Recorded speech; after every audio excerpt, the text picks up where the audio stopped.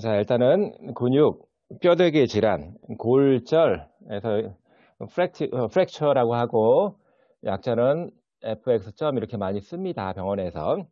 골절, 이제 뼈가 부러진 거지요. 이따 가끔씩 한 번씩 뼈가 부러져 본 사람들이 있을 텐데 일단 우리는 우선 정의를 아는 게 제일 중요합니다. 골절의 정의는요, 뼈의 연속성, 이어져 있는 연속성이 완전하게 또는 불완전하게 끊어져 있는 거를 우리는 골절이라고 합니다. 골절은 본인이 되게 느끼기에 많이 아프고 붓고 이렇게 많이 느낄 수 있는데 되게 골절이 있다라고 판단하는 것은 방사선 또는 엑스레이를 보고 판단을 하겠죠.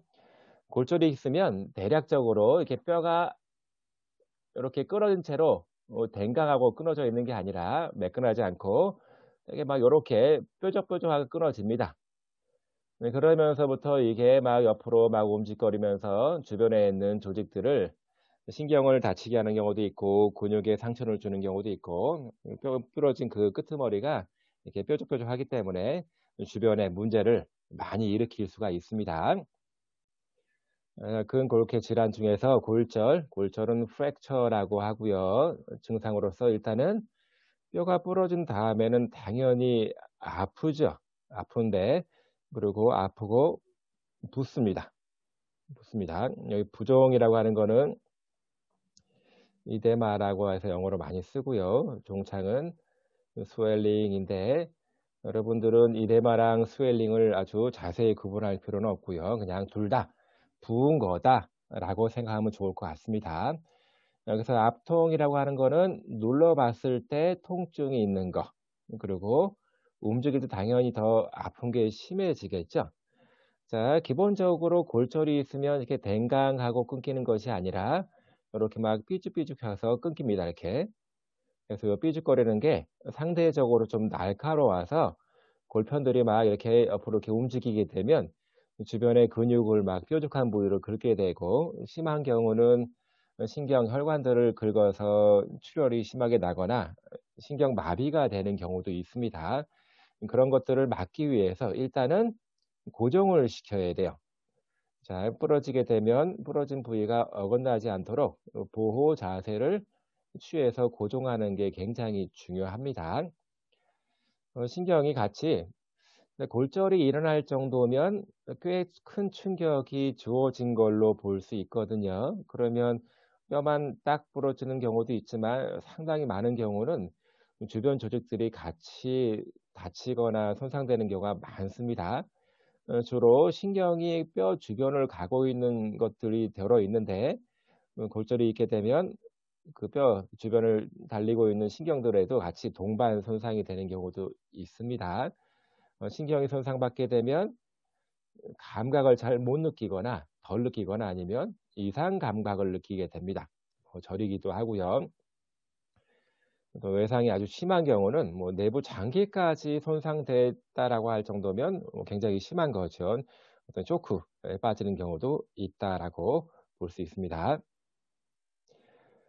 지난 시간에 봤던 것처럼 자, 골절에는 여러 가지 종류가 있는데 일단 가로 형태로 쭉 금이 간 거, 가로 형태로 부러진 거, 또는 나선 형태로 부러진 거, 또는 꼬여서 부러진 거라든가 아니면 세로 방향으로 부러진 거 등등 해서 그 부러진 형태에 따라서 이렇게 가로 골절, 경사 또는 빗골절, 골절, 나선 골절, 뭐 세로 골절 등으로 나눌 수가 있고요.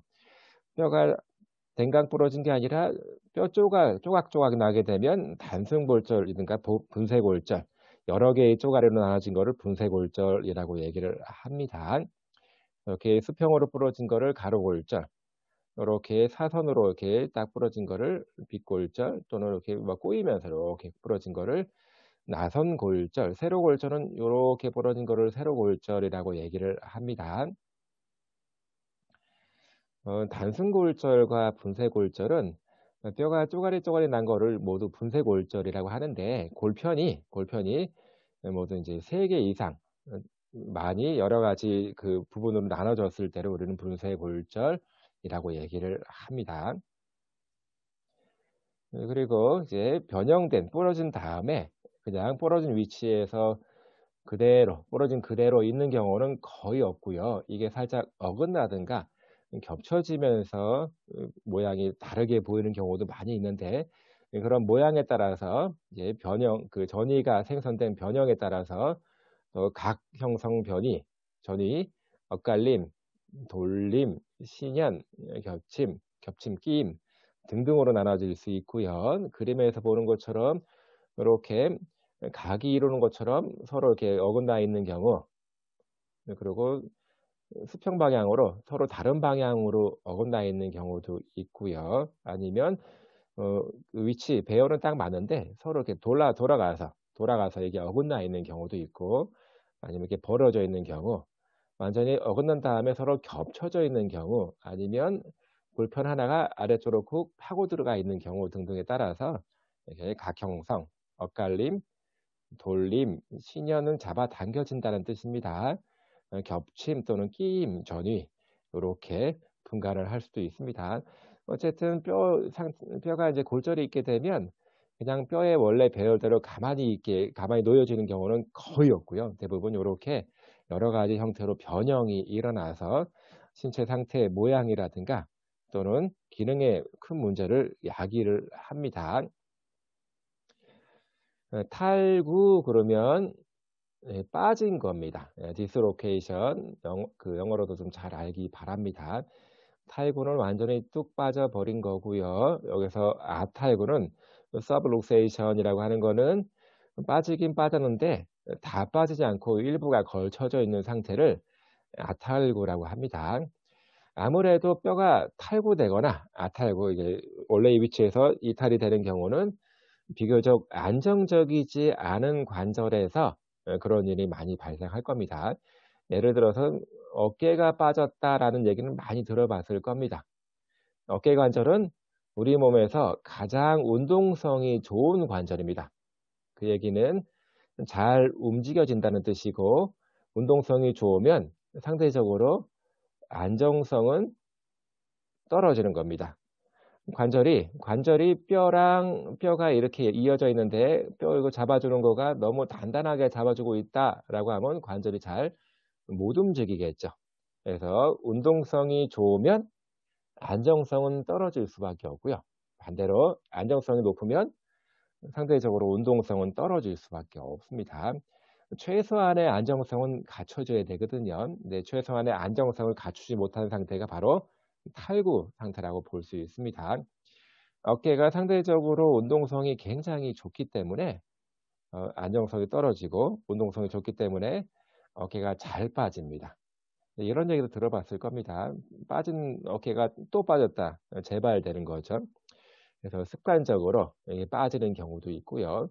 사실은 근데 웬만해서는 이제 관절이 빠지는 거는 없다라고 볼 수 있습니다. 최소한의 안정성이 받치고 있기 때문에 뼈와 뼈끼리 닿고 있으면서 관절 주머니가 빡빡하게 잡아주고 있고요. 그 위를 인대, 근육들이 굉장히 단단히 올가매고 있는데, 그게 사실은 빠질 정도라고 하는 거는, 어깨라고 할지언정 관절이 빠진다라고 하는 거는 어느 정도 충격이 왔다는 뜻이겠죠. 또 외상성으로 이렇게 충격이 오는 경우, 아니면 선천성이라고 하는 거는 원래 갖고 태어나는 거예요. 예를 들어서 엄마 뱃속은 되게 작잖아요. 그런 상태에서 여기가 웅크리고 있어야 되는데 웅크리고 있지 않고 한쪽으로 틀어져 있거나 발을 뻗고 있고, 그런 경우에는 엉덩관절, 고관절이 잘 빠지게 되는 경우도 있습니다. 빠진 채로 태어나는 거예요. 그러다 보니까 안 빠지게 단단하게 이렇게 접합이 되어 있어야 되는데 이렇게 안 되고 충분히 거기가 발달을 못한 거죠. 한번 빠진 관절들은 습관적으로 계속 빠질 수밖에 없는 게, 한번 빠지게 되면 관절 주변을 싸고 있는 이런 인대, 관절 주머니가 늘어납니다. 얘네가 어느 정도는 빡빡하게 단단히 잡고 있어야 되는데 늘어나 버리면 그런 안정적인 역할을 잘 못하게 되는 거지요. 그러면서부터 빠진 어깨가 또 빠지고 또 빠지고 또 빠지고 이렇게 악순환이 되게 되는데, 어쨌든 탈구라고 하는 거는 관절이 빠지면서 다른 움직임을 전혀 못하게 되는 상태를 얘기합니다. 굉장히 아프겠죠. 이제 아탈구도 마찬가지입니다. 다 빠진 건 아니지만 어느 정도 관절 위치에서 이탈되어져 있는 거거든요. 그러다 보니까 탈구에서처럼 관절 주머니도 늘어나거나 한쪽이 찌그러들 거고, 인대라든가 힘줄도 여러 가지 문제가 같이 발생할 수가 있습니다. 특히 어깨가 많기 때문에 어깨 쪽으로 이렇게 주로 많이 설명을 하는데, 이렇게 완전하게 관절면을 이탈을 한 거를 우리는 탈구라고 하는 거고요. 전체적으로 정상적인 관절면이 아니라 약간 빠져서 살짝 걸쳐 있긴 하지만 원래의 위치에서 다소 이탈되어 있는 것을 아탈구라고 하고, 편마비 환자분들, 중풍 때문에 생기는 반마비, 그 환자분들이 아탈구가 되게 많아요. 중풍이 있으면 초기에는 모든 힘이 다 빠져버리는 축 늘어진 상태가 일정 기간 동안 이어집니다. 그러다 보니까 어느 정도 관절이 위치를 벗어나서 이렇게 아탈구 상태가 되는 경우도 있는데, 사실 초기만 지나면 그런 것들이 조금씩 회복될 수 있는데, 초기에 이게 빠져버린 경우는, 아탈구된 경우는 이후에도 잘 회복이 안 되는 경향을 보입니다. 어쨌든 다 빠진 것이 아니라 살짝이라도 걸쳐져 있으면 아탈구라고 이렇게 얘기를 하고 있습니다. 탈구든 아탈구든 정상적인 관절 기능을 못하게 되는 거지요. 일단은 뭐 그 정상적인 관절에서는 탈구나 아탈구가 일어나지 않습니다. 어느 정도 확 큰 외상이 있거나 충격이 딱 들어오게 되면 뭐 팔꿈치도 빠질 수 있고요. 발목도 빠질 수 있고, 심지어는 여기 턱관절이 빠지게 되면 입이 안 다물어집니다. 입이 벌어진 상태로 딱 빠져 있는 거예요. 빠지기만 하면 괜찮은데 관절 주변에는 항상 근육들로 둘러싸여져 있고 혈관과 신경들이 주변으로 많이 지나가고 있습니다. 관절이 빠지면서 근육도 늘어나거나 다치게 되는 거고, 빠진 상태에서 혈관, 신경들을 압박을 해서 여러 가지 문제가 생길 그런 가능성이 매우 높습니다. 그래서 가만히 보게 되면 빠져있는 관절 모양이 완전히 다르게 보이는 거죠. 정상적인 상태로 보이는 게 아니라 훅 빠져갖고 있는 걸 금방 알아챌 수 있고요. 일단은 관절이 빠지면 심하게 아픕니다. 통증이 심하게 됩니다. 주로 팔 쪽이 많이 빠지기 때문에, 팔이 빠지게 되면 일단은 양쪽을 비교를 해보니까 모양에도 심하게 차이가 나죠. 빠져갖고 위쪽으로 올라가 있는 상태가 됩니다. 빠지게 되면 그 위치로 빠진 위치가 딱 있는 게 아니라 이렇게 끌려져 올라갑니다. 주변에 근육들이 많이 붙어 있기 때문에 근육으로부터 긴장이 생기면서 이렇게 앞으로 쭉 딸려 올라갑니다. 그러면서 팔은 이렇게 안쪽으로 돌아가고요. 이렇게 돌아가는 자세를 취하게 됩니다. 그리고 여기가 원래 이제 근육이 있으면서 약간 볼록 튀어나와야 되는데 여기가 평평해지고, 빠졌으니까 빠진 만큼 뒤로 밀려지면서 이렇게 평평해지고, 또 약간 앞으로 튀어나온 것처럼 보이게 되고요. 전체적으로 팔은 안쪽으로 돌아가고 약간은 벌어지게 됩니다. 팔꿈치는 굽혀지는 모양을 띠게 되고요. 자, 엉덩관절도 탈구가 많이 일어나는데, 주로 엉덩관절, 어깨관절보다는 엉덩관절은 웬만하면 탈구가 일어나지 않습니다. 어깨관절은 운동성이 굉장히 중요하지만 엉덩관절은 상대적으로 안정성이 더 중요합니다. 왜 그러냐면 체중을 지탱해야 되고, 보행을 통해서 몸을 이동시킬 때 관절이 덜렁덜렁하거나 안정적이지 않으면 그런 동작들이 잘 일어나지 않거든요. 그리고 특징적으로 엉덩관절 주변에는, 고관절 주변에는 근육들이 엄청나게 커요. 여러분들 엉덩이 볼록 튀어나왔잖아요. 그게 다 근육입니다. 엄청나게 큰 근육들이 딱 붙어 있기 때문에 딱 빠진 상태에서 그냥 빠진 관절이 제자리에 있을 수가 없고 위로 이렇게 딸려져 올라갑니다. 근육들이 이렇게 잡아당기고 있기 때문에. 그래서 상대적으로 관절이 빠지면 빠진 쪽 관절이 살짝 위로 올라가면서 다리가 좀 짧아 보여집니다. 짧아지게 됩니다. 자, 이 그림은 지금 팔꿈치인데, 팔꿈치가 완전하게 이게 여기 이렇게 있어야 되거든요. 이렇게 여기 뒤로 완전히 빠졌죠. 팔꿈치도 이렇게 웬만하면 빠지는 그 관절은 아닌데 완전히 빠져 있고요. 이 사진은 어깨 관절이 빠지면서 이게 훅 밑으로 빠져 있는 것처럼 보이는 겁니다. 근육들이 축 늘어져 있는 거고요. 이거는 발목이 안쪽으로 딱 뒤틀어지면서 빠진 겁니다. 빠져 있을 수가 있고, 요 X라인은 여기 새끼손가락 쪽이 딱 빠져 있지요. 빠져 있는 것처럼 보이고, 요거는 무릎이 살짝 걸쳐져 있어 뭐 다 빠진 건 아니지만 이 정도로 앞으로 딱 밀리게 되면 요 안쪽에 있는 십자인대는 다 끊어집니다. 십자인대 다 끊어집니다. 그리고 어깨 관절이 지금 여기에 동그랗게 여기 이렇게 있어야 되는데 이게 밑으로 요만큼 내려와 있는 거지요. 이거는 아예 더 밑으로 내려와 있죠. 어쨌든 간에 관절이 딱 빠져 있으면 빠진 위치에 그대로 멈춰 있는 것이 아니라 주변에서 많은 근육들이 같이 늘러붙어 있어서 관절을 딱 지탱해 주고 있기 때문에 그렇게 근육의 어떤 긴장도가 생기면서 제 위치에 있는 것이 아니라 훅 위로 딸려 올라가거나 아니면 무게 때문에 축 늘어뜨려지는 그런 일이 발생을 하게 됩니다. 이렇게 빠진 상태에서 위치가 바뀌어져 버리면 주변으로 지나가는 신경이나 혈관들이 눌려지면서 상당히 애로사항이 많이 발생하는 겁니다. 그리고 가끔 애기들랑 놀면서 이런 장난을 많이 치지요. 사실은 이거 굉장히 위험한 겁니다.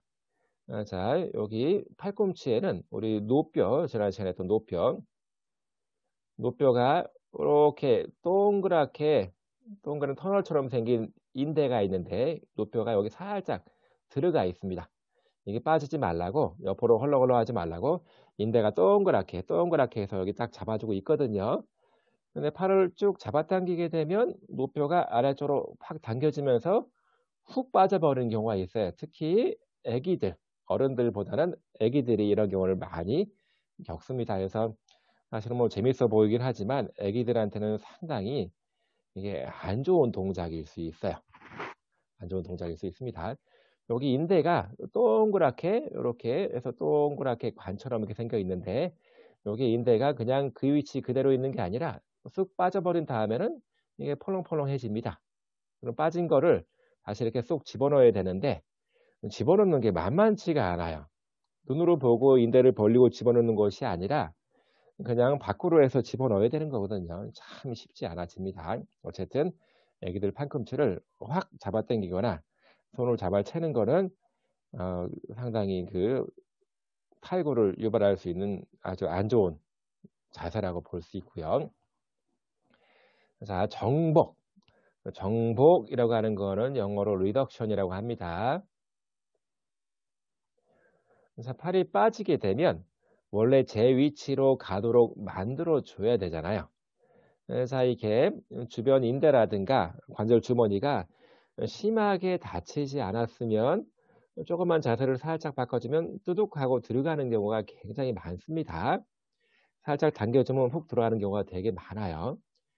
그래서 일단은 탈구가 되게 되면 굉장히 통증이 심하고 주변도 상하게 만들 수가 있는데 이게 딱 어떻게든지 간에 정복이 되면 제 위치로 들어가면 굉장히 아팠던 그런 것들이 상당히 덜 아파지고 하는 경우도 많습니다.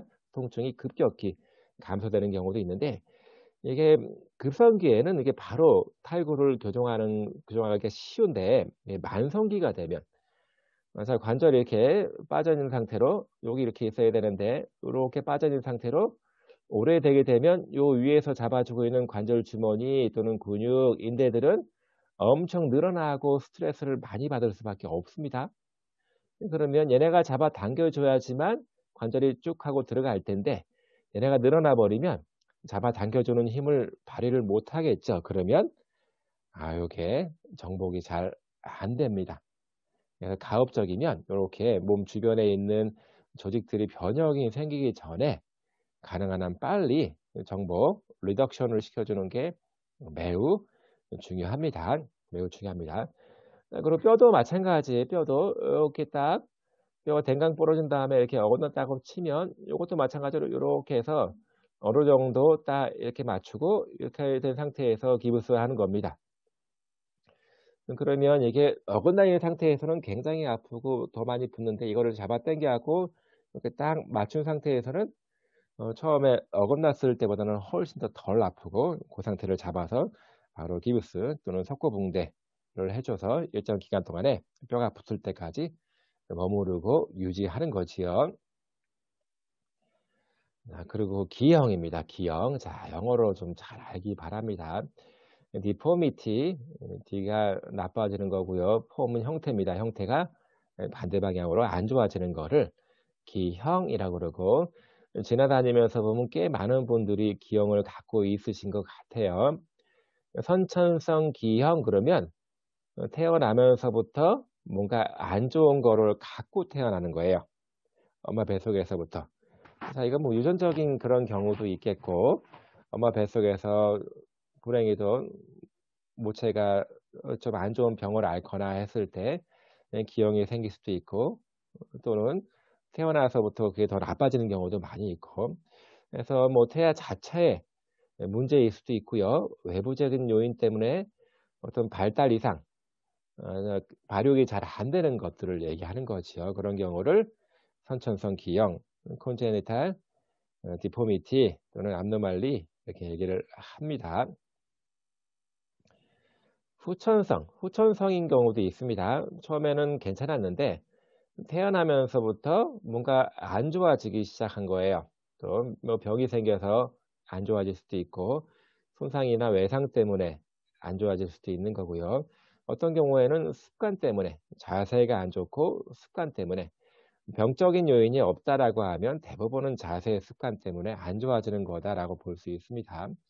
자라면서 뼈에 주어지는 스트레스가 대칭적이고 균형적이어야 되는데, 그 대칭성이 깨지게 되면 한쪽으로 스트레스가 너무 많이 주어지면 몸이 스트레스에 잘 적응하면서 그 기형이 생기는 경우가 더러 있습니다. 그래서 어쨌든 간에 질병이 있거나 또는 외상, 뭐 스트레스, 자세 습관 등등에 대해서 문제가 생길 때, 또는 내분비라고 하는 호르몬입니다. 호르몬에 대해서 이상적인 호르몬이 발생을 하게 되면 분비가 제때 안 되거나 또 과다 분비되거나 등등 해서 몸이 변형이 되는 그런 경우가 있습니다. 그래서 기형해서 뭐 1도에서 2도, 3도 등으로 해서 이렇게 내려갈수록 더 심한 겁니다. 심한 경우에요.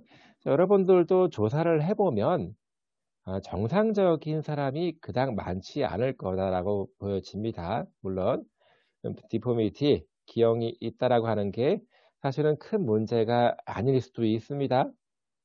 이게 뭐 기형이 충분히 통제 가능한 경우도 있기 때문에 큰 문제가 아닐 수도 있지만, 그게 점점 심해지면서 우리가 관리가 안 될 때 여러 가지 문제가 생길 수 있는 것이요. 어쨌든 1도 기형이라고 하는 거는 뼈 자체가 잘못된 경우는 아닙니다. 대신에 뭐 이런저런 문제 때문에 안 좋아지는 거를 이제 1도라고 하는데, 이거는 뼈 자체의 구조적인 문제가 안 생겼기 때문에 충분히 치료를 잘 받고 노력을 하게 되면 상당히 좋아질 수 있습니다. 그래서 물리치료가 참 많이 필요해지는 거고요. 2도 같은 경우는 조금씩 구조적인 변화가 생기기 시작하는 겁니다. 그리고 한쪽은 짧아지거나 뭐 관절이 굳거나 그런 것들이 생기는 거지요. 그리고 겉으로 보기에 삐뚤어 된 게 아주 확연하게 보입니다. 대개 이제 어떤 경우가 가장 문제가 되냐면, 어린 나이에 이런 디포미티, 기형이 생긴 경우가 상당히 사실은 문제가 됩니다. 이게 성장기에 폭풍 성장을 하면서 기형 생긴 것 때문에 전체적인 변형적으로 성장이 되는 경우가 많이 있거든요. 그래서 그런 걸 막기 위해서 운동이라든가 물리치료 잘 해줘야 되고, 어떤 경우는 보조기를 차야 될 경우도 있습니다. 그래서 물리치료만 잘 해주면 구조적인 문제가 조금씩 보인다라고 하더라도 어느 정도 보완을 할 수 있는 측면이 많이 있습니다. 근데 3도 같은 경우는 너무 심해서 이게 나빠지지 않는 게 최선이다, 뭐 이런 식의 목표가 설정이 되는 거지요. 개선시킬 수 있는 방법이 가장 적어지는 시기이기 때문에 어떤 경우는 수술을 통해서 교정을 해야 됩니다. 네, 이것도 수술을 한다라고 하더라도 그 수술을 하게 되면 뭐 예를 들어 척추가 너무 많이 휘어 있으면 수술하게 되면 고게 일자로 척추를 만들 수가 있겠죠. 그런데 문제는 이게 그 기형이 있으면서 근육 또는 힘줄 그런 것들이 한쪽은 짧아져 있을 거고 한쪽은 늘어나 있을 건데 그런 식의 밸런스를 어떻게 맞출 거냐 이거죠. 수술을 해서 이렇게 딱 못을 박아 갖고 일자로 딱 펴준 다음에 그런 조직들이 알아서 변할 거는 아니거든요. 그러기 때문에 수술을 한다라고 하더라도 그런 근육들의 어떤 균형을 위해서 물리치료는 반드시 필요하다. 운동은 반드시 필요하다라고 볼 수 있습니다.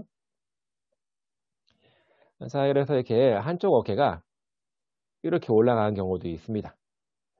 자, 이런 사람들을 잘 자세히 보니까 우리 빗장뼈 또는 쇄골 자체가 위에 붙어 있더라고요. 그래서 덕분에 이제 어깨도 같이 이렇게 올라가게 되는 거고 어깨 높이 완전 차이 나는 거죠. 또는 손가락을 딱 펴고 싶은데 손가락을 구부려주는 그 힘줄 그쪽에 짧아져서 구축이 온 거예요. 손가락을 딱 펴고 싶어도 손가락을 굽히는 근육이 짧아져 있기 때문에 완전하게 못 펴게 되는 경우도 이렇게 많이 있습니다. 그런 경우를 뒤피투랑 구축이라고 하고 있고요. 상당히 치료하기가 어렵죠. 자, 그리고 태어날 때 엄마 뱃속에서 어깨가 이제 어깨가 아니라 엉덩관절, 고관절이 이미 이렇게 빠져서 태어나는 경우가 있습니다. 엄마 뱃속은 굉장히 공간이 좁죠. 그래서 이렇게 웅크리고 있어야 되는데 전체적인 신체 자세가 좀 틀어지게 되면 한쪽 엉덩관절이 이렇게 눌리면서 위쪽으로 빠져서 나오는 경우가 있습니다. 이런 경우를 선천성 엉덩관절 이형성증 또는 탈구 이렇게 얘기를 합니다. 자, 엉덩관절은 기본적으로 이렇게 푹 들어가 있고요. 동그랗게 뼈가 이렇게 해서 이렇게 해서 이런 식으로 되어 있는데 푹 들어간 게 좀 얕아요. 푹이 아니라 덜 들어갔거나 아니면 이게 동그랗게 해서 딱 밀착이 돼야 되는데 이게 동그랗지가 않아요. 그러면 잘 빠져나갑니다. 이렇게 형성이 발달이 잘 못된 경우도 있습니다. 이런 경우에는 관절을 딱 맞춘 상태에서 관절이 더 이상 안 빠져 있게 유지하기 위해서 맞춘 상태로 머무를 수 있도록 만들어 줘야 되죠. 참 애로사항은 어른들 같은 경우는 이렇게 석고붕대하고 기다리세요 하면 가만히 있는데 애기들 같은 경우는 이게 가능하겠냐 이거예요. 말귀를 못 알아듣는데. 그래서 그냥 옆으로 딱 맞춘 다음에 발을 이렇게 벌린 상태로 해서 관절이 안 빠지게 일정 기간, 뭐 2, 3개월 동안 유지시켜주는 보조기를 쓰기도 합니다. 엉덩관절, 고관절이 잘 빠지는 자세는요, 발을 안쪽으로 돌려서 모으고 있을 때입니다. 다시 말해서 여러분들이 그냥 저기 벤치에 앉아 있을 때, 멋부리면서 앉아 있을 때, 다리를 살짝 꼬고 앉아 있잖아요. 다리 꼬는 거. 다리 꼬지 말라는 노래도 있잖아요. 그 자세가 엉덩관절, 고관절에는 굉장히 안 좋은 자세예요. 뭐 쉽게 말하면 잘 빠지는 자세입니다. 발을 이렇게 붙여놓고 안쪽으로 돌려놓고 있는 자세가 엉덩관절은 굉장히 안 좋기 때문에 발을 바깥쪽으로 돌리고 살짝 벌리고 해서 고정을 시켜놔야 됩니다. 그리고 기운목, 이건 토티콜리스라고 하는데 목이 삐뚤어졌다는 얘기입니다. 목은 머리가 동그랗게 이렇게 있어야 되는데 한쪽으로 기울어진 거예요. 자, 이거는 목 비근이라고 하는 게 한쪽이 짧아서 그렇습니다. 네, 스터너, 클라이더, 마스토이드 근육이라고 있는데 이게 한쪽이 짧아졌어요. 이거를 약자로 SCM이라고 합니다. 요 근육이 한쪽이 짧아지면 턱은 반대 방향으로 돌아갑니다. 이쪽이 짧아지면 턱은 반대 방향으로 들어갑니다. 그래서 이 근육은 확인하기가 되게 쉬워요. 고개를 왼쪽으로 턱을 돌릴 때 여기 볼록 튀어나온 힘주고 있는 근육이 있습니다. 그 근육이 종종 아기들이 태어나면서 살짝 탁 스트레스 받으면서 목이 살짝 돌아가 있는 경우도 있습니다. 초기에 치료하게 되면 비교적 예후가 좋아요. 빨리 치료할수록 예후가 좋습니다. 아기들이 태어날 때는 목을 잘 못 가누잖아요. 목 쪽의 근육에 충분한 힘이 없기 때문에 목을 잘 못 가누게 되는데 3개월이 넘어가기 시작하면서부터 아기들이 본인 스스로 목을 잘 가눌 수 있게 되고 자꾸 힘주는 반응이 있거든요. 그래서 가급적이면 이거는 뭐 한쪽 근육이 짧아진 것 때문에 턱이 돌아간 거라서 근육을 길게 만들어 주면 스트레칭을 잘해 주면 비교적 예후가 좋게 돌아오는 경우도 많습니다. 그래서 일찍 주변에 이제 변형이 없기 전에 일찍 하는 것이 가장 좋은 방법입니다. 실제로 환자분들이 아기들이 많이 옵니다. 그리고 여러분들한테도 찾아보면 다 있을 거예요. 척추 측만증이라고 들어봤을 텐데 이거를 스콜리오시스, 척추 옆 구분증이라고 합니다. 사람은 기본적으로 척추가 일자로 딱 되어 있는 것이 아니라 심장이 왼쪽에 있죠. 심장이 왼쪽에 있기 때문에 척추가 살짝 좀 요렇게 약간 심장 왼쪽 오른쪽으로 비껴가고 있습니다. 살짝 비껴가고 있어요. 그게 뭐 2도 정도 얼마 안 되는 각도지만 살짝 비껴가고 있습니다. 뭐 이 정도는 괜찮아요. 근데 이게 5도가 넘어가게 되면 이거는 스콜리오시스다, 척추 역구분증이다 라고 이렇게 진단을 내립니다. 물론 이제 10도라고 하는 사람들도 있는데 대개 이제 5도 정도만 되면 척추 측만증, 역구분증 해서 스콜리오시스라고 진단을 내리게 되는데 주로 가슴 쪽 척추에서 많이 생기고요. 근데 척추는 사실은 일자로 되어 있어야지만 힘의 균형이 생기잖아요. 쭉 내려와서 그 스트레스가 주로 밑으로 딱 내려가게 되는데 한쪽이 휘게 되면 우리 몸이 휜 채로 살기가 어려워서 이거를 또 반대 방향으로 휘어서 이 균형을 맞추려고 이렇게 합니다. 위에가 휘면 아래쪽은 휜 거에 그 반대 방향으로 다시 이렇게 휘게 되는 경우가 있습니다. 그래서 이게 뭐 그냥 C자형으로만 휘면 좋겠는데 이렇게 S자형으로 휘는 경우가 굉장히 많고요. 그래서 여러분들이 한번 집에서 한번 해보세요. 여러분 척추 아니면 동생 척추를 하나 봐주는데 이렇게 해서 살짝 천천히 손으로 땅을 짚는 신용을 하게 되면 그 다음에 여기 등을 이렇게 쳐다보는 거면 등을 쳐다보게 되면 양쪽 등이 이렇게 똑바로 이렇게 되어 있어야 되는데 한쪽 등이 이렇게 위로 올라와 있어요. 올라와 있으면 그쪽으로 척추가 이렇게 휜 겁니다. 이렇게 해서 등배 운동하면서 등을 살짝 봐주면 튀어나와 있는 쪽으로 휜 겁니다. 굉장히 많고요. 뭐 나도 이제 X자형으로 휜 것 같고 그렇지만 뭐 아직까지는 별 문제 없이 살고 있고요. 여러분들도 특히 많이 휠 수 있는데 특히 그 어린 여학생들한테 뭐 그 사춘기 또는 성장기인 여학생 또는 여러분들처럼 젊은 여대생들한테 이렇게 척추가 휘는 게 많이 보여지고 있습니다. 척추가 또 이렇게 키가 크면 같이 성장을 하게 되는데 그래서 운동하고 초기에 이렇게 관리해 주는 거가 상당히 중요합니다. 상당히 중요합니다. 만일에 이렇게 S자형으로 휘어 있게 되면 상식적으로 보더라도 이쪽에 있는 근육은 짧아져 있는 거죠. 여기는 완전히 늘어나 있을 거고 그래서 이렇게 근육의 밸런스가 깨집니다. 그래서 근육이 딱 힘줘서 바로 잡으면서 옆으로 휜 거가 일자로 펴져야 되는데 그렇게 잘 안 되죠. 이미 한쪽은 짧아져 있고 한쪽은 늘어나 있기 때문에 또 상대적으로 또 S자형으로 휘게 되면 더 문제가 생깁니다. 자, 기본적으로 가슴 쪽에서 이렇게 휘면 이쪽 어깨는 올라가고요. 이쪽 어깨는 내려갑니다. 그러면 또 허리에서는 이렇게 휘겠죠. 골반이 이렇게 있다 보면 이쪽 골반은 올라가고 이쪽 골반은 내려가겠죠. 한쪽 골반이 올라갔기 때문에 이쪽 다리는 조금 짧아 보일 겁니다. 그래서 이상하게 바지를 입었는데 바지가 잘 안 맞고 한쪽은 길고 한쪽은 짧고 뭐 그런 거를 느껴지는 경우가 더러 있습니다. 자, 이게 척추 측만증, 스콜리오시스, 역구분증 그래서 굉장히 많이 있습니다. 또 척추는 이거는 뒤에서 봤을 때 이렇게 S자 옆으로 휜 거를 본 거고요. 옆에서 봤을 때도 목 쪽은 살짝 앞으로 휘어 있어야 되고요. 등 쪽은 뒤로 휘어 있어야 되고 허리는 앞에, 엉치는 뒤에 요렇게 옆에서 볼 때 이게 S자로 요렇게 보여 있는 게 정상적이에요. 자, 그런데 이게 정상보다 조금 더 많이 앞으로 굽어 있거나 너무 많이 뒤로 굽어 있으면 그거 참 문제가 되겠네 이렇게 예측할 수 있는 거지요.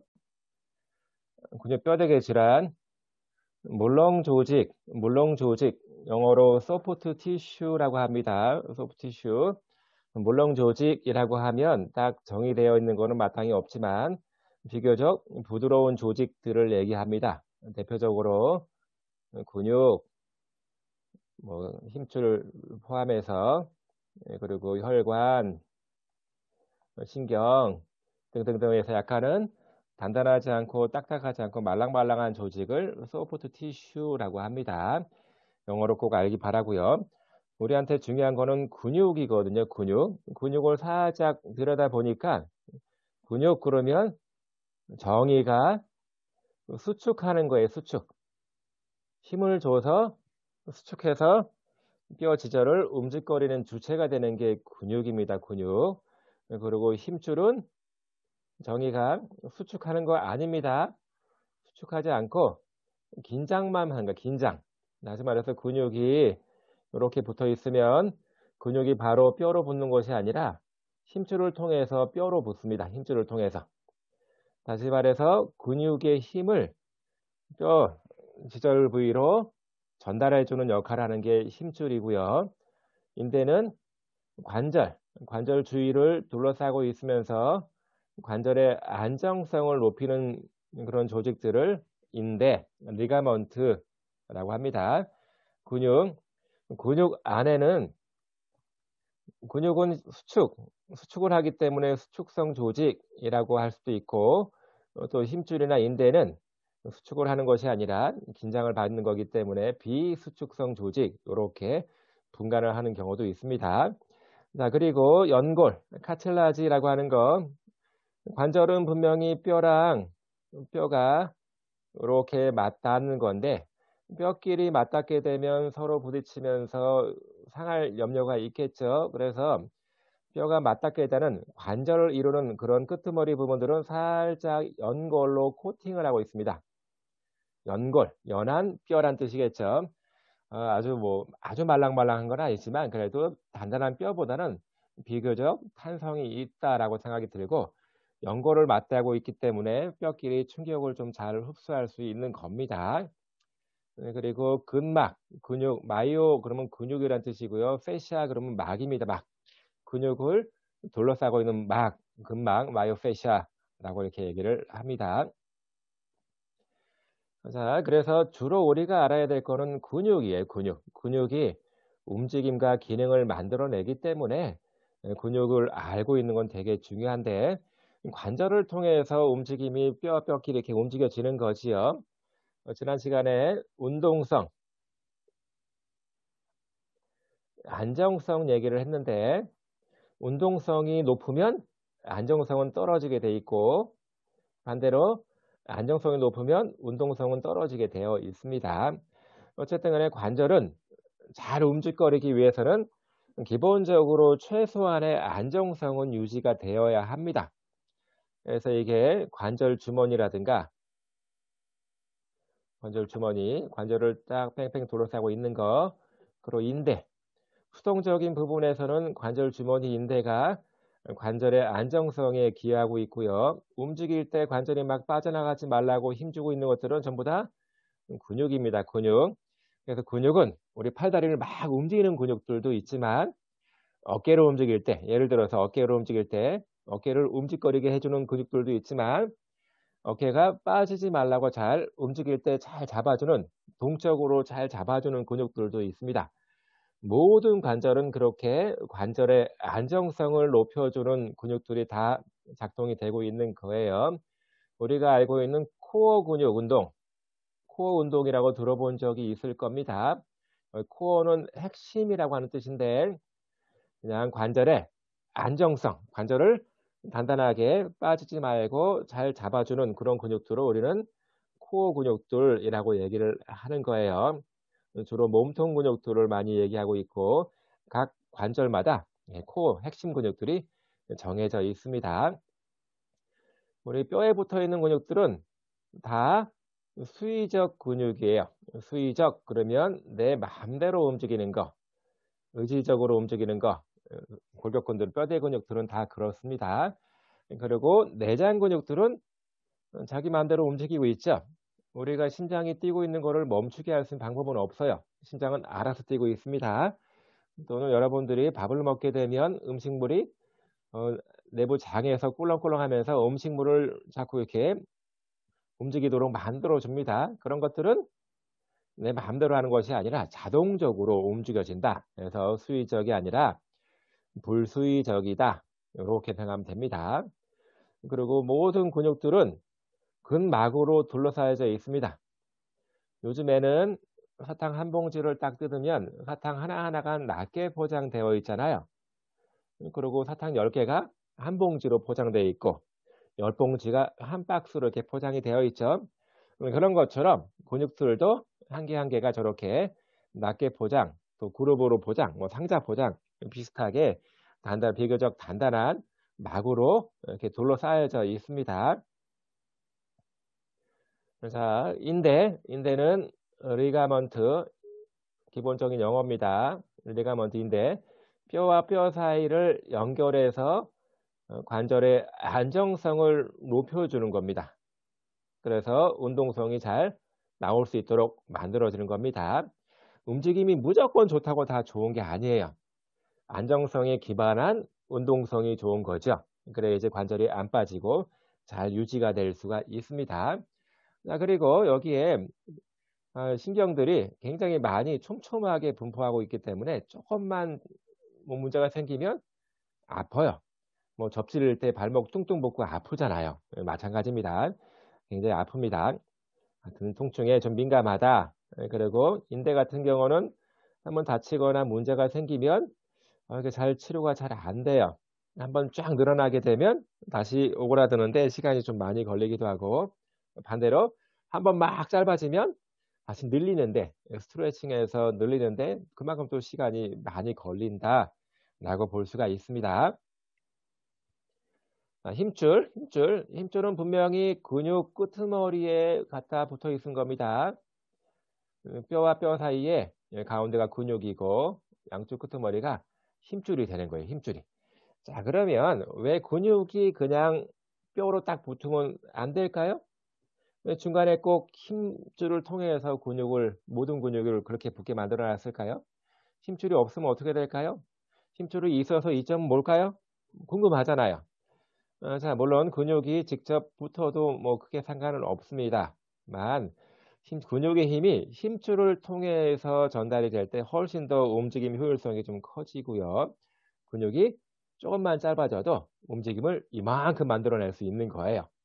그리고 또 하나의 이점은 근육 안에도 굉장히 많은 센서들이 있지만 우리가 어떻게 힘주고 있는지 어떻게 움직이는지를 감지해서 뇌로 보내주는 센서들이 엄청나게 있는데 힘줄에도 그런 것들이 많이 있습니다. 그래서 우리의 힘을 조절할 때 힘줄을 통해서 이 센서를 많이 접하기 때문에 힘줄을 통해서 힘을 쓰는 게 훨씬 더 이점이 많겠다라고 보면 될 것 같아요. 자, 그러면 이렇게 근육은 분명히 수축하는 조직이고 힘줄이든 인대든 막이든 간에 수축하지 않은 조직입니다. 수축할 수가 없는 조직이에요. 그래서 자꾸 반복적으로 수축하고 힘 빼고 수축하고 이완하고 굉장히 스트레스를 많이 주게 되면 여기 근막이 일부 찢어지든가 손상을 입던가 인대가 늘어나든가 또는 힘줄도 이렇게 파열이 되든가 이렇게 그런 데 많이 발생하게 됩니다. 자, 책에 이제 표가 나와 있는데 여러분들이 앞으로 다 다루게 될 질환들입니다. 그래서 질환 특성에 대한 거를 좀 미리 좀 잘 알면 좋을 것 같습니다. 가슴 문 증후군, 소라식 아울렛 신드롬이라고 하는데 가슴 쪽에서 아울렛, 우리 뭐 옷가게에서 아울렛 있잖아요. 싸게 파는 데를 아울렛이라고 하잖아요. 통로, 출구란 뜻입니다. 문이란 뜻이에요. 자, 목 쪽에서 안쪽에 깊숙한 부위에 갈비뼈랑 목뼈 사이에 붙어 있는 근육들이 있습니다. 네, 그 근육이 불행히도 움직임이 되게 많고 기능을 많이 하기 때문에 스트레스를 많이 받는 근육이라서 다른 근육들에 비해서 잘 짧아지고 팽팽해집니다. 그러다 보니까 그 근육들 사이로 통과하는 신경이 통과하다가 근육이 뭉치면서 딱 찝히는 거예요. 찝히면서 신경 때문에 저리저리하고 아픈 겁니다. 예, 목 쪽 안쪽에서 있는 거예요. 그래서 그런 거를 목 쪽 위쪽 출구 방향이다라고 해서 가슴문 증후군, 소라시아 아울렛 신드롬 이렇게 얘기를 하고 생각보다 훨씬 더 많고요. 여러분 생각보다. 그리고 거북목 자세인 사람들에서 훨씬 더 그 근육들이 짧아집니다. 자, 그리고 채찍질 손상, 휘플래시 인저리 들어본 적이 있을 거예요. 교통사고, 예를 들어서 이렇게 딱 차가 서 있는데 뒤에서 쿵 박았어요. 그러면 우리가 운전하는 사람들이, 차에 앉아있는 사람들이 목이 뒤로 확 제껴집니다. 그리고 다시 앞으로 제껴집니다. 목이 뒤로 앞으로 빠르게 움직여지면서 목 쪽에 있는 근육들이 다치는 거예요. 이런 경우를 채찍질 손상, 휘플래시 인저리. 자, 여기 내용 중에 보니까 하이퍼 익스텐션이 있는데 하이퍼는 과다하다는 뜻이고 많다는 뜻이고 익스텐션은 목을 뒤로 이렇게 제껴진 거를 익스텐션이라고 합니다. 갑자기 빠르게 머리가 뒤로 확 제껴졌다가 다시 앞으로 오는 거예요. 왜? 뒤에서 쾅 박았으니까. 그런 경우에 목 쪽 앞쪽에 굉장히 그 다음 날부터 바로 그 순간은 별로 안 아프고 그 다음 날부터 굉장히 목이 아프고 목이 안 돌아간다는 등 그런 얘기를 많이 할 수 있습니다. 프로즌 숄더, 어깨가 얼었다라고 하는 뜻이죠. 굳은 어깨 또는 50견이라고도 합니다. 50견. 50살쯤 되면 어깨가 염증이 생겨서 움직이기가 어려워진다라고 해서 50견이라고 하는데 정식 명칭은 유착성 관절 주머니염. 관절 주머니가 딱 있는데 이게 유착 그러면 눌러붙었다는 뜻입니다. 이게 헐렁헐렁해야 되는데 이게 빡빡하게 팽팽해져 있는 거예요. 염증이 생기면서 유착이 된 겁니다. 그러면 팔을 벌릴 때 움직일 때 팽팽해진 것 때문에 아파서 못 움직이게 됩니다. 자, 이거를 프로즌 숄더, 굳은 어깨 이렇게 얘기를 하고 있고요. 자, 그리고 테니스 팔굽증, 테니스란 말이 붙은 거는 테니스 치는 선수들이 많이 아프다 해서 테니스 팔굽증이라고 합니다. 자, 손목을 보세요. 손목을 빠르게 이렇게 테니스 서브 할 때 이런 동작 많이 하거든요. 이 동작을 계속 많이 해주면 여러분들 팔꿈치 바깥쪽이 아파집니다. 이거를 테니스 팔굽증이라고 하고 테니스 선수들한테 많이 있기 때문에 테니스란 말을 붙인 겁니다. 결국은 이런 동작들을 많이 해서 그런 근육들을 많이 써서 힘줄 부위, 막 부위가 찢어지고 염증이 생긴 거다라고 볼 수 있습니다. 골프 팔굽증, 골프 엘보는 반대로 손목을 이렇게 안쪽으로 골프 치면서 이렇게 안으로 휘 감는 동작이 있습니다. 이런 동작들을 많이 하다 보니까 골프 선수들한테 많더라라고 해서 골프 엘보라고 하고요. 이거는 테니스 엘보랑 반대로 팔꿈치 안쪽이 자꾸 아파지는 겁니다. 아파지는 거예요. 그리고 무릎 관절을 보니까 무릎은 인대들이 겉으로 드러나 있는 인대들이 꽤 많이 있습니다. 그 중에서 십자인대 손상 많이 들어봤을 거예요. 운동하다가 넘어지면서 무릎 다쳐갖고 십자인대가 파열됐네. 뭐 이런 얘기를 들어본 적이 있을 겁니다. 그리고 옆에 있는 겨딘대.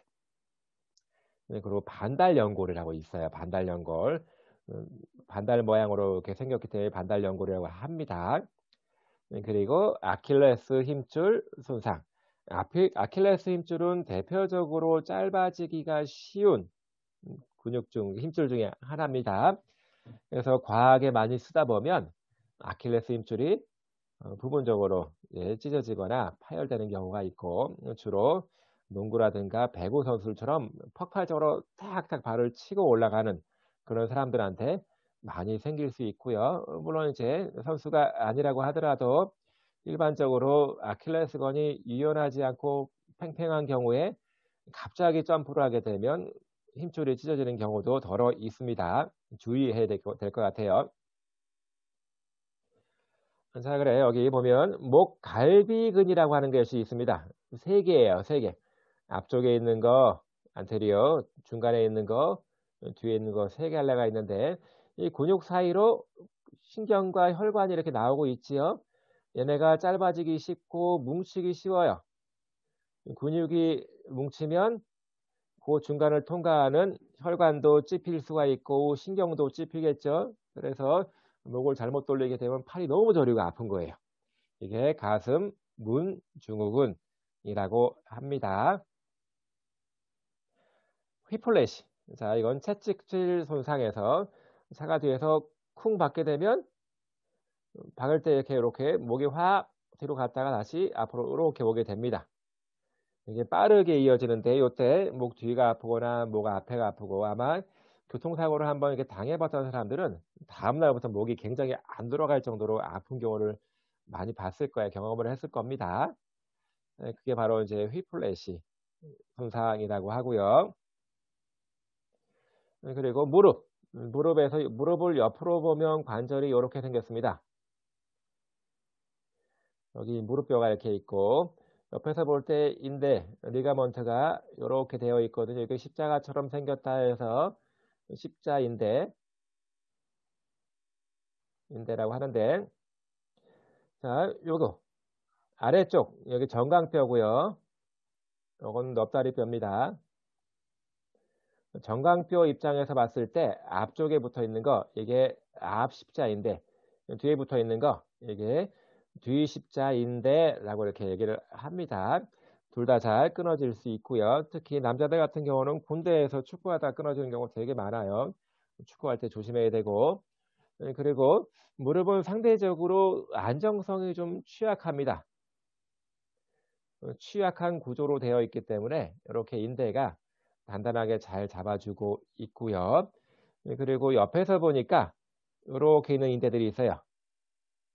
이거는 가쪽, 이거는 안쪽, 무릎 옆에 있다 해서 곁인대라고 합니다. 그 아래에서 보이는 거는 십자인대가 되는 거고요. 그리고 안정성이 취약하다 보니까 무릎을 잘 빼뜨리면 안 되잖아요. 그래서 무릎을 좀 더 보강하기 위해서 이렇게 반달 모양처럼 생긴 디스크가 있습니다. 디스크가 있어요. 이렇게. 그래서 이거를 반달 연골인데 그냥 디스크라고 봐도 됩니다. 메니스커스라고 하고 안쪽, 바깥쪽이 있더라. 무릎 손상이 참 어려운 것 중에 하나가요. 이렇게 한 군데만 인대가 끊어지는 것이 아니라 인대가 만일에 끊어질 정도의 큰 충격이 왔다 그러면 얘도 십자인대도 망가지고 안쪽 곁인대도 망가지고 안쪽 반달연골 같이 망가져요. 같이 망가지는 경우가 되게 많습니다. 하나만 망가질 수도 있지만 대부분은 그런 충격이 오게 되면 같이 연결되어 있기 때문에 하나만 망가지는 경우보다는 같이 손상을 입는 경우가 훨씬 더 많습니다. 자, 허리 통증이에요. 허리 통증. 그래서 허리는 아마 전 세계 인구 중에서 죽을 때까지 80%, 전 세계 인구 중에 80%는 죽을 때까지 한 번 이상은 허리가 아픈 경험을 하게 됩니다. 이게 디스크 때문에 허리가 아프든 근육이 심하게 뭉치든 아니면 관절을 감싸주고 있는 인대가 늘어나든 허리 통증, 요통이 굉장히 오게 되는데 사실은 허리 통증 있는 사람들은 서 있는 것보다 앉아 있는 것을 좀 더 어려워합니다.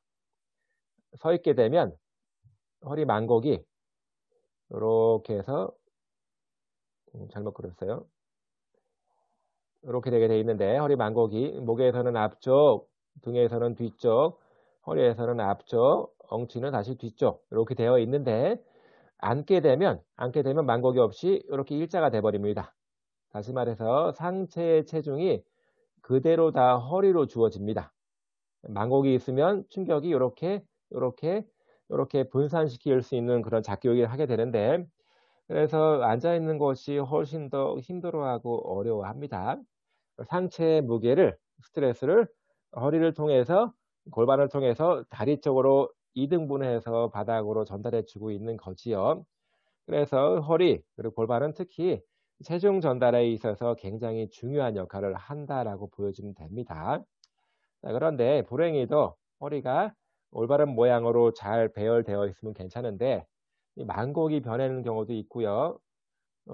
만곡이 옆으로 볼 때 삐뚤어 이렇게 어긋나 있는 경우도 많이 있습니다. 그러면 중력, 체중에 대한 스트레스를 잘 견딜 수가 없게 되기 때문에 허리가 아플 수 있는 거죠. 특히 우리나라 같은 경우는 고등학교 때 공부를 워낙 많이 하잖아요. 대학교 때도 엄청 많이 하지만 고등학교 때는 아무 의미 없이 그냥 하루 종일 앉아 있잖아요. 그래서 이제 허리가 요통이 생기는 경우가 굉장히 많습니다. 수험생들한테 훨씬 더 많아요. 자, 우리가 알고 있는 디스크, 이거는 정식 명칭이 추간판 탈출증이라고 합니다. 자, 허니에이티드 그러면 삐져나왔다는 뜻이고, 인터버테브랄, 인터가 사이, 버테브라가 척추 사이에 있는 디스크가 삐져나왔네. 이렇게 우리가 흔히 말하는 디스크입니다. 디스크가 삐져나오면서 주변에 지나가는 신경을 누르는 거예요. 그러면 이 신경은 분명히 다리 쪽으로 분포하고 있는데 다리가 저리저리한 겁니다. 척추관 탈출증이라고 하는 거, 척추관 협착증이라고 하는 거는 이게 척추 사이 구멍들이 좁아들었다라고 하는 얘기입니다. 자, 척추는 기본적으로 동그랗게 생긴 몸체가 있고요. 이렇게 아치를 그리고 있고 옆으로 삐져나와 있고 뒤로 삐져나와 있습니다. 여기는 구멍이에요. 구멍입니다. 이 척추가 모두 26개가 있지요. 26개가 차곡차곡 이렇게 쌓여져 있는 거예요. 쌓여져 있다 보니까 이 구멍, 한 개씩 볼 때는 구멍이지만 26개를 쌓아놓고 보니까 관처럼 보입니다. 관. 그래서 이거를 척추관이라고 하는데, 이 관이 뭔가 끼면서 좁아드는 거예요. 좁아드는 거를 척추관 협착증. 자, 이 관에는 굉장히 중요한 신경들이 많이 들어가 있습니다. 척추관이 좁아들게 되면 안에 들어가 있는 신경을 탁탁 건드려주면서 저리고 아플 수가 있는 거예요. 자, 그리고 강직성 척추염. 척추에 염증이 생겼는데, 강직이 뭐예요? 강직? 뻣뻣해서 몸을 못 움직이는 거를 강직. 그런 정도로 굉장히 뻣뻣한 거를 강직이라고 합니다. 척추에 염증이 생기면서 눌러붙어 갖고 몸이 뻣뻣해진 거예요. 자, 이거를 강직성 척추염. 굉장히 이거는 선천적으로 갖고 태어나는 병입니다. 그런 인자를 갖고 태어나는 거예요. 자, 그리고 척추 분리증 또는 전방 전이증이 있습니다. 전위라고 하는 거는 위치가 이탈이 됐다. 이렇게 있어야 되는데 이렇게 빠져 있는 거예요. 자, 척추가 옆에서 봤을 때 이렇게 있어야 되는데 이게 앞으로 빠져 있는 거예요. 이렇게 앞으로 빠져 있는 겁니다. 이만큼 빠져 있는 거. 이거를 전위증, 앞쪽으로 빠져 있다. 그래서 전위증이라고 부르고, 척추가 빠져 있어서 아래 것들이랑 완전히 분리가 되어 있는 상태. 척추도 뼈랑 뼈가 있는 하나의 관절이거든요. 그러면 관절을 서로 이루고 있겠죠? 이게 딱 분리가 돼버린 거예요. 이거를 척추 분리증이라고 얘기를 합니다.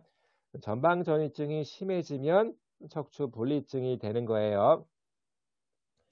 이렇게 디스크가 빠져나오는 건데, 그림에서 보는 것처럼 앞쪽으로 빠져나오는 경우는 드뭅니다.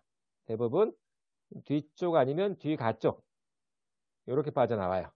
앞쪽은 드물고, 척추 안쪽에 보면 이렇게 젤처럼 생긴 속지렉, 말랑말랑한 젤리처럼 생겼습니다. 젤리처럼 생겼기 때문에 이게 옆으로 삐져나갈 우려가 있어서 그 주변을 양파 껍데기처럼 돌돌 말고 있어요. 뭐가? 섬유태가 여기 하얗게 생긴 거 거기서 말고 있습니다. 그래서 웬만하면 안쪽에 있는 핵이 바깥으로 이렇게 삐져나가지는 않은데 엄청난 스트레스가 계속 오게 되면 얘네들이 스물스물 이렇게 삐져나갑니다. 주로 뒤로, 옆으로 이렇게 삐져나갑니다. 그래서 주변의 신경, 요렇게 신경들을 건드려지면서 아픈 거지요. 저린 거지요. 자, 이 그림을 보세요. 이 그림. 척추를 보게 되면 원래 이렇게 요렇게 네모나게 해서 마디마디 엑스레이 찍어보면 마디마디가 있어야 되는데 얘네들 요 마디들이 다 붙어 있는 거예요. 석회화되면서 관절 마디가 디스크가 뼈처럼 단단하게 위아래로 본드를 붙인 것처럼 눌러붙습니다. 마치 이 모습이 대나무처럼 생겼다 해서 대나무 척추 요렇게 부르기도 해요. 마디가 없어지는 겁니다. 다시 말해서 강직성 척추염이 있는 그런 분들은 척추를 한 개 한 개씩 돌릴 수가 없어요. 그래서 옆에서 누가 딱 부르면 몸을 딱 돌릴 수 있는 것이 아니라 몸 전체가 돌아가야 돼요. 척추가 한 개 한 개 다 눌러붙어 있기 때문에 관절 자체가 없어졌습니다. 몸 전체가 돌아가야 됩니다. 굉장히 불편하고요. 이거는 루마티스 질환 중에 하나로 이렇게 얘기를 하고 있습니다. 그리고 이렇게 척추의 배열이 딱 하고 딱 있어야 되는데 여기서 요만큼 차이가 나고 있죠. 이만큼 이게 앞쪽으로 빠져 있는 거예요. 허리뼈 5번째 허리뼈가 앞쪽으로 빠져 있는 겁니다. 그래서 이거를 앞쪽으로 위치가 빠져 있다 해서 전방전이증이라고 하고 여기 중간에 여기 이 부분이 척추 사이에 관절이 되어 있는 거거든요. 여기가 딱 관절이 분리되면서 완전히 빠지는 거를 전방전이증이라고 하고 척추 분리증이라고 얘기를 합니다. 자, 관절염. 여러분들 부모님들께서 관절염으로 많이 고생들을 하시는 분들이 많을 거라고 보여집니다. 나이 들어서 생길 수 있는 거라서 관절염. 관절염에는 크게 루마티스 관절염이 있고 이거를 약자로 RA라고 합니다. 그리고 뼈관절염. 이거는 다른 말로 퇴행성 관절염이라고 얘기를 하고 있거든요. 퇴행성은 디제너레이티브 아스라이티스라고 합니다. 그리고 다른 말로 오스테오. 이거는 뼈야, 뼈. 아스로 관절 ITIS 붙으면 염증이에요. 뼈 관절염. 약자로 OA라고 이렇게 얘기합니다. 상당히 RA랑 OA, 류마티스 관절염이랑 퇴행성 관절염을 비교하는 그런 것들을 많이 하게 되는데 일단은 여러 가지 측면에서 다 다릅니다. 자, 예를 들어서 퇴행성 관절염, 무릎이 막 아파요. 무릎이 퇴행성 관절염으로 굉장히 아픈데 퇴행성 관절염, 무릎 아픈 사람들은 나이 든 사람들이 아무래도 많죠. 자, 퇴행성이라고 하는 거는 많이 써서 생긴 겁니다. 기계도 많이 쓰다 보면 헐거워지고 망가지잖아요. 많이 써서 망가진 염증, 관절이 망가진 거를 우리 퇴행성 관절염이라고 하는데 그러다 보니까 노인들이 많겠죠. 아무래도 많이 쓴 사람들, 노인들, 나이가 높을수록 퇴행성 관절염은 많이 생길 수 있더라. 그러면 또 우리 몸에서 어디를 가장 많이 쓸까요? 나이가 많다라고 해서 온몸이 전부 다 퇴행성 관절염이 있지는 않잖아요. 특히 더 많이 쓰는 관절들, 특히 우리 체중을 받고 있는 관절들, 발목, 무릎, 엉덩관절, 고관절, 그리고 척추 이런 것들은 체중을 항상 받기 때문에 연골이 계속 까져 있을 가능성이 되게 높겠죠. 특히 무릎에서 체중을 지탱해주는 관절, 이거를 체중 부하 관절이라고 얘기를 합니다. 주로 그래서 무릎이 많이 퇴행성 관절염이 아픈 거고요. 자, 그런데 류마티스 관절염 같은 경우는 퇴행성 관절염은 아무래도 나이 많아서 생기는 병이라고 했는데 류마티스 관절염은 나이 불문, 아기들도 있어요. 아기들도 생길 수 있고 청소년도 있을 수 있고 나이 들어서 올 수도 있고 아무 나이 때나 다 생길 수가 있습니다. 이거는 굉장히 크게 다르죠. 자, 류마티스 관절염이 이거는 우리는 자가 면역 질환이라고 하는데 오토임뮨 디지즈라고 합니다. 이게 무슨 얘기냐면 면역 그러면 외부의 나쁜 것들이 우리 몸 안으로 들어오면 문제가 생길 수 있기 때문에 면역 시스템들이 작동을 해서 나쁜 것들을 물리쳐서 이겨주는 거잖아요. 자, 그런데 이거는 분명히 안 좋은 것들이 외부에서 들어왔을 때 내가 싸워서 이기는 건데 무슨 이유인지 모르겠는데 이 면역이 외부의 침입자들을 공격하는 것이 아니라 나를 공격해. 관절을 공격해요. 막. 왜 그런지 모르겠어요. 그 얘기는 근본적인 이유를 모르기 때문에 어, 근본적인 치료법도 없다라고 하는 뜻입니다. 염증이 막 불꽃이 막 튀어오르듯이 엄청나게 활발하게 염증이 생기는 그런 시기에 염증을 좀 억제시켜 놓고 면역을 좀 억제해주고 그런 식의 것들을 약물을 먹게 되면 좀 가라앉겠죠. 어쨌든 이렇게 나이 불문한 자가 면역 질환이다 라고 볼 수 있고요. 그리고 이제 이렇게 관절이 이렇게 있으면 관절 주변에 여기 끄트머리에 연골을 좀 코팅하고 있다라고 말씀드렸고, 자, 퇴행성 관절염은 이 연골이 까진 거예요. 그래서 연골에는 신경이 분포하고 있지 않습니다. 혈관도 없습니다. 신경이 분포되어 있지 않기 때문에 연골은 서로 막 부딪혀도 사실은 아프지는 않아요. 연골이 아픈 건 아니에요. 자, 그런데 연골에는 없고 그 연골 안쪽에는 여기는 신경이 되게 촘촘하게 있어요. 그래서 퇴행성 관절염 그러면 연골에 상처가 생기면서 까지는 거예요. 그러다 보니까 연골 그 안쪽에 있는 신경이 막 드러나겠죠. 그러면서부터 거기에 접촉이 생기면 굉장히 아파지는 겁니다. 자, 퇴행성 관절염, 뼈 관절염은 어디가 망가지는 거라고요? 연골이 까지는 겁니다. 연골에 염증이 생기는 거예요. 자, 그런데 류마티스 관절염은 연골이 아닙니다. 관절을 둘러싸고 있는 주머니들이 이렇게 있잖아요. 쫙 둘러싸고 있는데 연골이 아니라 요 주머니가 문제가 생기는 거예요. 요 주머니에 염증이 심해지면서 더 심하면 이게 연골로 같이 먹고 들어갑니다. 자, 시작되는 시작점이 다른 겁니다. OA, 뼈관절염은 연골이 망가지면서 생기는 병이다. 그런데 류마티스 관절염 아래에는 연골이 아니라 관절 주머니, 이거를 다른 말로 윤활막이라고 합니다. 이 안쪽에 액체가 채워져 있어요. 관절을 움직일 때 뻑뻑하지 말라고 이거를 윤활액이라고 하거든요. 그래서 이거를 다른 말로 윤활막이라고도 해요. 자, 어쨌든 굉장히 차이점이 많죠.